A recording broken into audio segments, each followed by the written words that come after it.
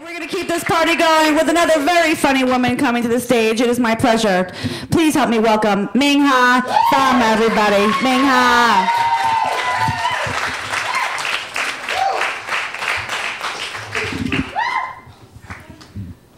It's great to see everyone here. So I'm from Vietnam. I've been here for about 3 years. And when I say Vietnam, a lot of people ask, "Oh, you speak French, huh?" No, not really. I only know bonjour means hello, merci, thank you, and je veux sex avec vous. I want to have sex with you. That's all I know.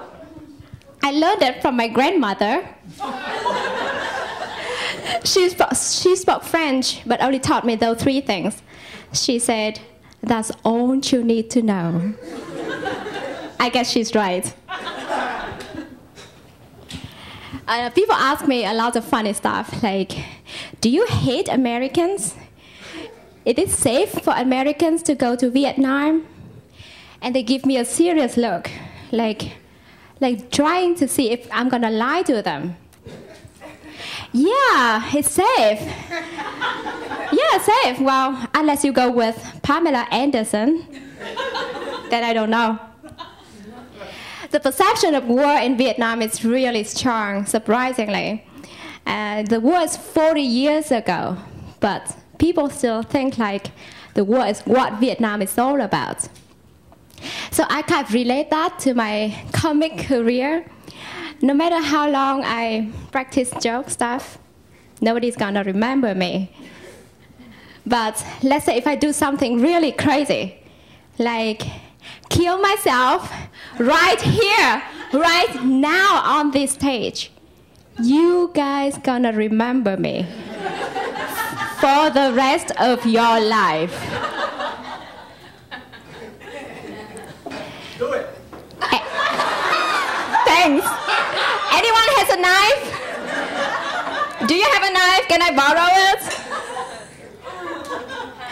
I promise. I'm gonna wash it by ivory soap when I'm done. My name's gonna be in New York Times, CNN tomorrow. Get famous quickly.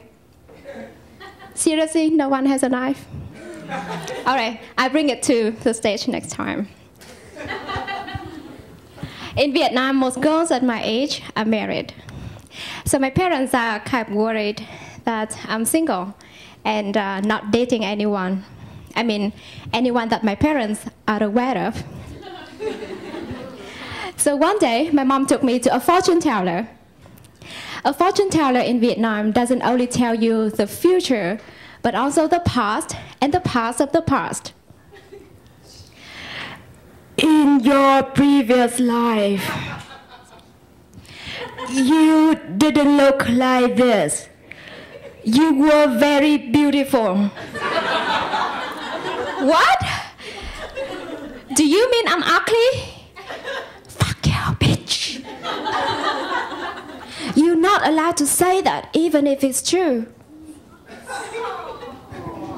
Anyway, I tried really hard not to get mad. Not because my mom were there, but mainly because when I'm angry, I do look ugly. That's why you see me smiling all the time. I can't afford looking ugly, seriously, given all the money I already spent on cosmetics. Not acceptable. So the fortune teller kept telling about my previous life. One man loved you so much. You promised to be with him in the next life. So your spiritual mind is still waiting for him. But he hasn't been born to this life yet. Uh-oh. Sounds like a problem. Because if he were born today, 5 years from now, he would still be a baby. And I plan to get married within the next 5 years.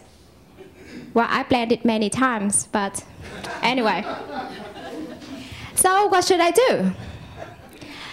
Write down your name, date of birth, address, and I'll make a ritual ceremony.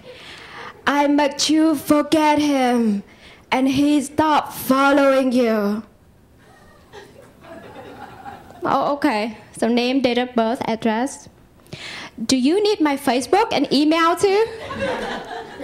Well, I think it's important today that include email and Facebook in any kind of ritual offerings. Those are the only things that stay with me, seriously. I've been moving around a lot.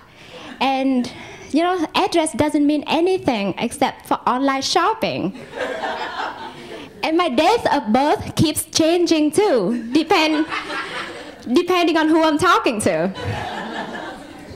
But it turns out that the fortune teller didn't know what Facebook was. I felt so sorry for her, such an old school.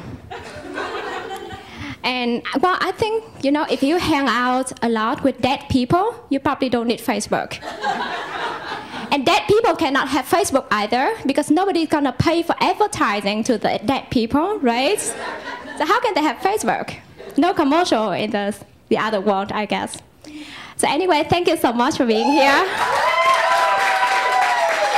Have a good night.